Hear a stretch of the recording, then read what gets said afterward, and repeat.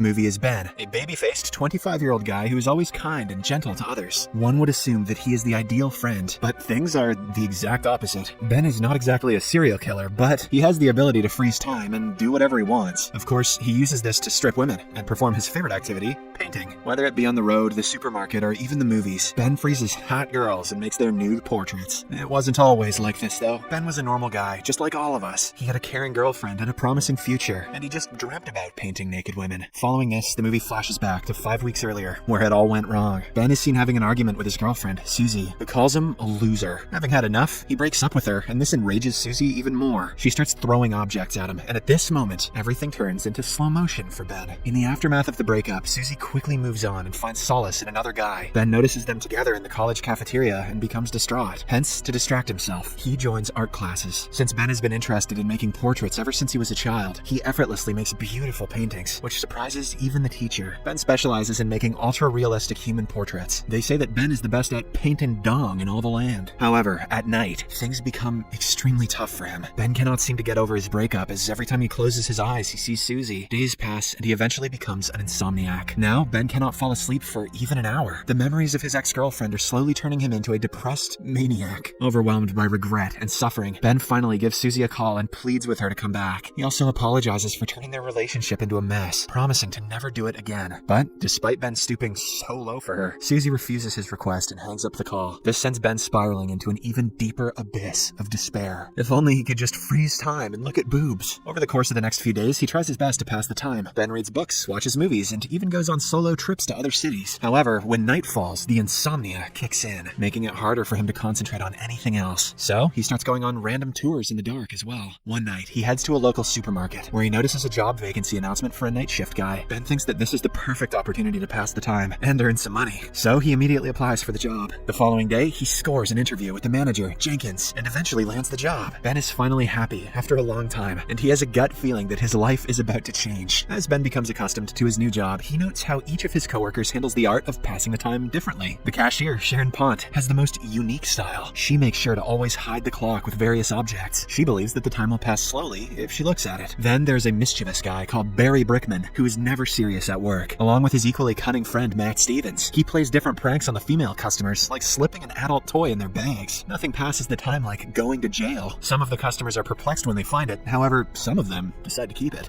The only guy who doesn't seem to care about the time is their boss, Jenkins. He can go on and on about how successful and rich he is. Once he starts with his egoistical speeches, time passes very fast for him. But of all the night shift employees, Ben has the most unusual way of passing the time. In the pangs of his deep melancholy, Ben disassociates himself from time and reality. In other words, he uses his superpowers to freeze time and eventually his surroundings so that he can do whatever he pleases. Normally, one would run away with money or do some explicit stuff, but Ben just wants to hone his artistic skills. Since he is in awe of the female body, he picks random customers, gently disrobes them, and begins drawing their portraits. Ben has no lubricious feelings towards them. He just wants to make sure his passion for art never dies.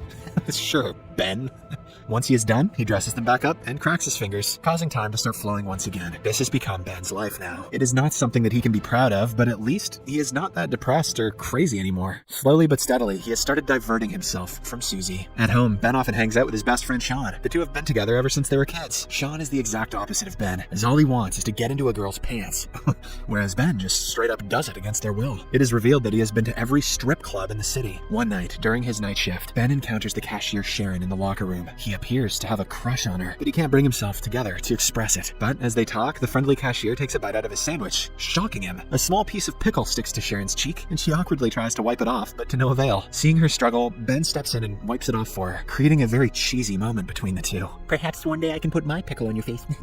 That's not what I came out wrong. After a while, Sharon decides to leave and heads towards the door. Ben wants to freeze the moment and live in it for a week, but by the time he comes to his senses, Sharon is already gone. After a while, as he is going about his work, Matt suddenly pops up from one of the stalls and reveals that he is going to the movies with Sharon. This devastates Ben, and he wonders why he is so unlucky. He then recalls his school days, where he fell in love for the first time. She was the smartest girl in the class, whom everyone used to like. One day, she got into an accident and sprained her arm, because of which she had to wear a heavy cast. Every day, her classmates used to write encouraging stuff on it to make her feel better. Ben also wanted to write something, but he was too nervous to even get near her. Unfortunately, his reluctance cost him the opportunity, as a few days later, the girl removed her cast. Everyone was happy to see her all recovered, but when they noticed that she had grown some hair on that arm, they started making fun of her. The girl eventually starts crying and this is when Ben decides to swoop in. He takes her to a corner and consoles her, saying he will be there with her no matter what. Soon the two become good friends, and eventually lovers. One day, the girl suddenly approaches Ben and inquires if he wants to kiss her. Without thinking twice, he says yes, and the two agree to meet at their favorite spot on the weekend. Ben is elated that he is going to kiss a girl for the first time. He loses his sleep for the next few days, and when the weekend finally comes, he arrives at the spot early. He waits for the entire day, but the girl doesn't arrive, breaking his heart. The following day at school, Ben finally learns that the girl has been relocated to another city with her parents. This is the first time he felt helpless and depressed. Back in the present, Jenkins gathers all his employees and tells them that they are going to play a friendly football match with his friends. Ben and the others don't want to play, but they have no other choice. During the match, the supermarket team loses heavily, as it is clear that none of them knows how to play. The opposition team ramps up the score with goal after goal, making it 26-0. When Ben has had enough, he freezes the time and heads to the locker room to relax. Suddenly, a guy unfreezes himself and runs out. This reveals that Ben is not the only person who has acquired this ability. After a while, he heads out and snaps his fingers, allowing time to revert back to its original form. In the heat of the moment, Matt kicks the ball so aimlessly that it ends up hitting Jenkins in the face. He is immediately rushed to the hospital, and all the other teammates go home, leaving Ben and Sharon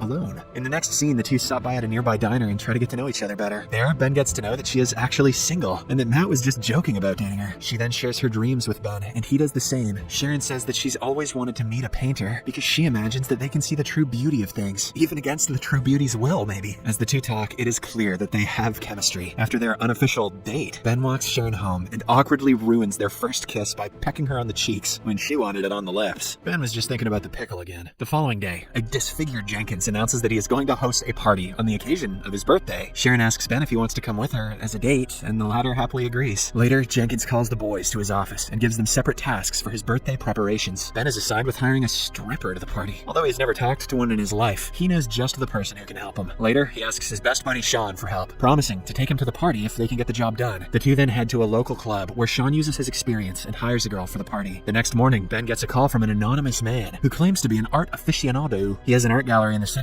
and wants to have some of Ben's work in it. This delights the latter, as for the first time in his life, someone has appreciated his art. But, unbeknownst to him, it turns out to be a prank call from Barry and Matt. That night, Ben gets dressed up for the party and heads to pick Sharon up. As soon as she opens the door, he happily tells her that a popular organization wants to display his artwork. Sharon wholeheartedly congratulates him, and soon, the two head to the party. When they arrive, the party is already underway. Sean is being rejected by a girl. Matt and Barry are dancing like sociopaths, and Jenkins is on the DJ. Just then, Barry notices his ex-girlfriend Susie among the attendees. It turns out she is Jenkins' brother's girlfriend. Soon, the stripper arrives and heats up the party. In particular, Sean forms an instant connection with her. Meanwhile, Ben heads to the bathroom where he comes across Susie. Wasting no time, she expresses that she wants them to reconcile and become a couple again. Ben, of course, doesn't want it because he has already met the love of his life, but the crazy girl keeps on insisting. Out of the blue, she even kisses him forcefully. Ben immediately pushes her back, but when he turns around, he realizes that Sharon witnessed the whole incident. Ben tries to explain that it's not what it looks like, but the innocent cashier leaves without hearing a word. After a while, Ben goes straight to Sharon's apartment and tries to explain everything to her, but she is too blinded by her anger. When she starts hurling obscenities, Ben gets upset and leaves. Due to the breakup, he once again spirals into his world of depression and insomnia. The only thing he looks forward to is his appointment with the supposed art gallery company which had called him. In the next scene, the day finally arrives, and Ben goes there with some of his best artwork. As expected, the gallery owner denies making an appointment with him, making Ben realize that he has been pranked. But